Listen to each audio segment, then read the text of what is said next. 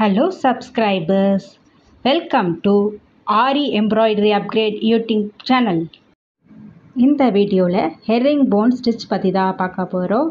அதுக்கு வந்துட்டு 2 black colour silk thread எடுத்து நுனியில் நாட் போட்டு வச்சாச்சு.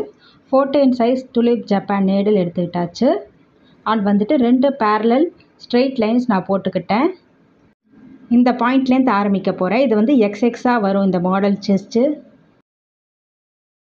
இப்போது இந்த பாயிண்ட்லேருந்து ஆரம்பிக்கிறேன். ஒரு பேக்லாக் ஸ்டிச் போட்டுக்கிட்டு வந்துட்டு ஒரு லாங் செயின் ஸ்டிச் போடுறேன். நல்லா லாங்காக ஒரு செயின் ஸ்டிச். இது வந்து ஒரு ஸ்லாண்டான செயின், ஸ்ட்ரெயிட் செயின் கிடையாது, ஒரு ஸ்லாண்டான செயின் போட்டுட்டு அது பக்கத்துலேயே ரைட் சைடு வந்துட்டு ஒரு சின்ன லாக் போட்டுக்கிறோம். அதோட வந்துட்டு ஷேப்பை ப்ரொடெக்ட் பண்ணுறதுக்காக இது ஷேப் லாக். நெக்ஸ்ட் அதுக்கு ஆப்போசிட் சைடில் போய் ஒரு சின்ன செயின் போட்டுட்டு அது பக்கத்துலேயும் ஒரு குட்டியோண்டு லாக் ஸ்டிச் போடுறோம்.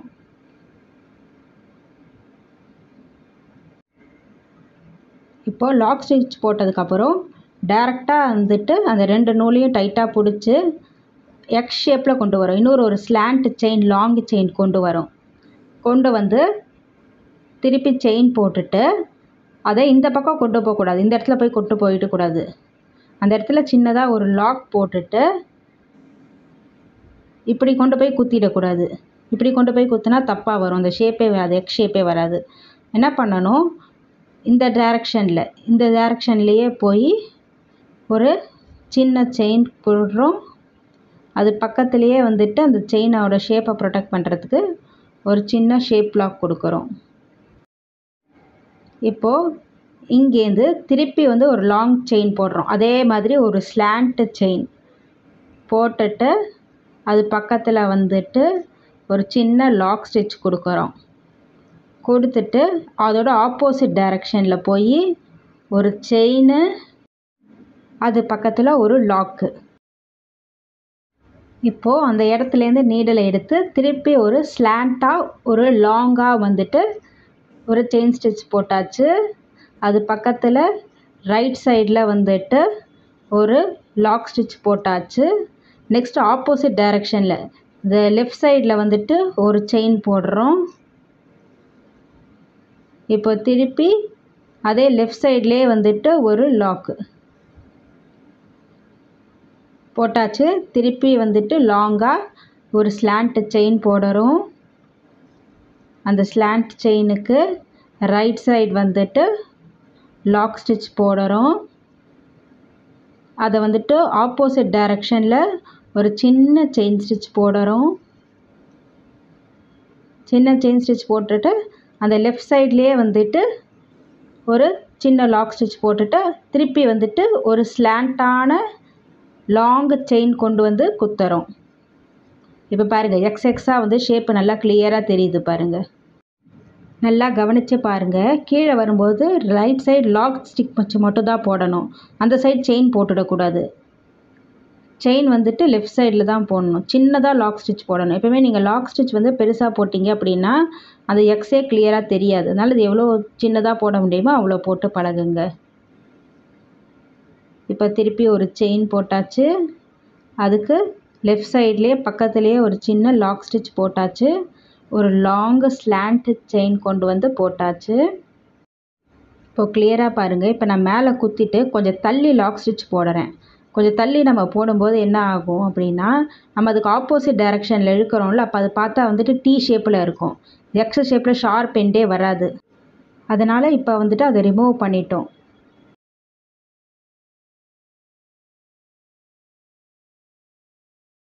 ஸோ எப்போயுமே வந்துட்டு ஸ்டிச்சஸ் போடும்போது லாக் ஸ்டிச் வந்து பக்கத்துலேயே சின்னதாக போட்டுக்கோங்க.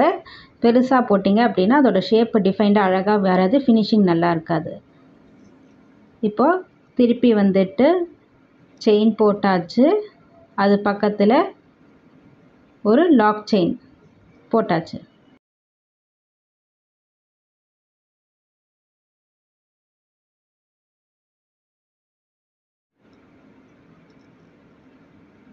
நல்லா பார்த்துக்கோங்க, நம்ம எந்த டைரக்ஷனில் போகிறோமோ அந்த டைரக்ஷனில் தான் வந்துட்டு லாக் செயின் போடணும். இப்போ பாருங்கள், நான் வந்துட்டு ஆப்போசிட்டாக போட்டுட்டேன். அதே மாதிரி எந்த பக்கம் வந்துட்டு நம்ம போடணுன்றது கன்ஃபியூஷன் ஆகும் பிகினர்ஸ்க்கு. ஸோ இப்படி வந்துட்டு நம்ம வந்துட்டு போயிட்டுறக்கூடாது. நம்ம லெஃப்ட் சைடு தான் போடணும். ரைட் சைடு போடக்கூடாது, லெஃப்ட் சைடு போடணும். ஏன்னா பிகினர்ஸ்க்கு இந்த கன்ஃபியூஷன் வரும். நல்லா கவனித்து பாருங்கள். நம்ம அந்த லாங் செயினுக்கு அவுட்டர் சைடு தான் லாக் செயின் போடணும். இந்த சைடு போடுறோமா, இதுக்கு இந்த சைடு ரைட் சைடு வந்துட்டு லாக் செயின் வரணும்.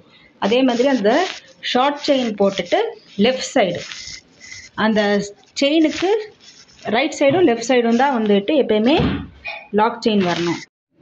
இப்போ பாருங்கள், ஒரு ஸ்லாண்ட் செயின் போட்டாச்சு. இப்போது இந்த ஸ்லாண்ட் செயினுக்கு உள்பக்கம் வரக்கூடாது, அதனால் ரைட் சைடு வந்துட்டு லாக் செயின் போடுறோம்.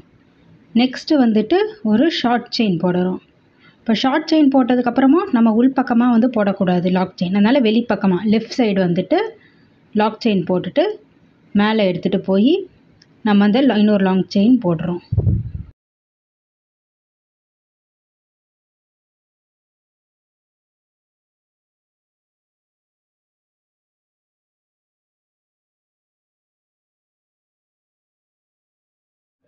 இப்போ இதில் 2 மிஸ்டேக் பண்ணியிருக்கேன். முதல் மிஸ்டேக் பார்த்தீங்கன்னா, நம்ம வந்து மேலே போட்டது வந்துட்டு லாக் செயின் கொஞ்சம் தள்ளி போட்டுட்டேன். அதனால தான் வந்துட்டு அந்த ஸ்லாண்ட் செயின் ஒரு டீ மாதிரி தெரியுது. இப்போது அடுத்த மிஸ்டேக் பார்த்தீங்கன்னா, இந்த இடத்துல தான் நம்ம மிஸ்டேக் பண்ணியிருக்கோம். பாருங்கள், நான் ஜூம் பண்ணி காட்டுறேன். என்னென்னா, நம்ம வந்துட்டு எப்போயுமே வந்துட்டு ஸ்லாண்ட் செயினுக்கு ரைட் சைடு வந்துட்டு லாக் போடுவோம், இதில் லெஃப்ட்டில் போட்டுட்டோம். இந்த இடத்துல பாருங்கள், இது வந்துட்டு டீ மாதிரி இருக்குது, நல்லா ஷார்ப்பாக வராமல் ஒரு டீ ஷேப் மாதிரி இருக்குது. ஏன்னா நம்ம வந்துட்டு அந்த லாக் செயினை கொஞ்சம் தள்ளி போட்டுட்டோம். அதனால தான் எப்போயுமே லாக் செயின் போடும்போது அது முடிஞ்ச அளவுக்கு பக்கத்தில் போட்டு பழகணும். இப்போ பாருங்கள், நம்ம ஸ்லாண்ட் செயினுக்கு வெளிப்பக்கமாக, அதாவது ரைட் சைடு வந்து லாக் செயின் போடுறோம். அதுக்கப்புறம் ஒரு ஸ்மால் செயின் போட்டுட்டு வெளிப்பக்கமாக திருப்பி லெஃப்ட் சைடு, அந்த இதுக்கு லெஃப்ட் சைடில் வந்துட்டு லாக் செயின் போடுறோம். இப்போது நம்ம ஹெர்ரிங் போன் ஸ்டிச்சு எப்படி இருக்குன்னு பாருங்கள். உங்களுக்கு இப்போ வந்துட்டு எப்படி வந்துட்டு ஹெர்ரிங் போன் ஸ்டிச் போடுறோன்னு புரிஞ்சிருக்கும்.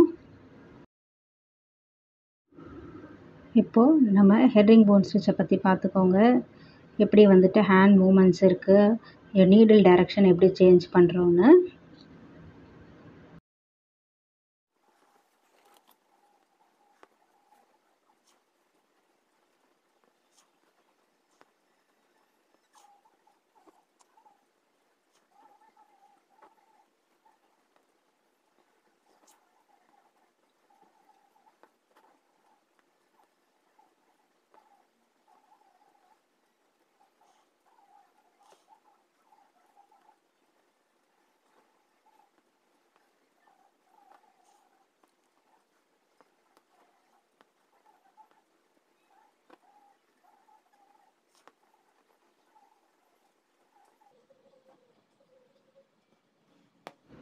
இப்போது லாஸ்ட்டு பாயிண்ட்டுக்கே வந்தாச்சு.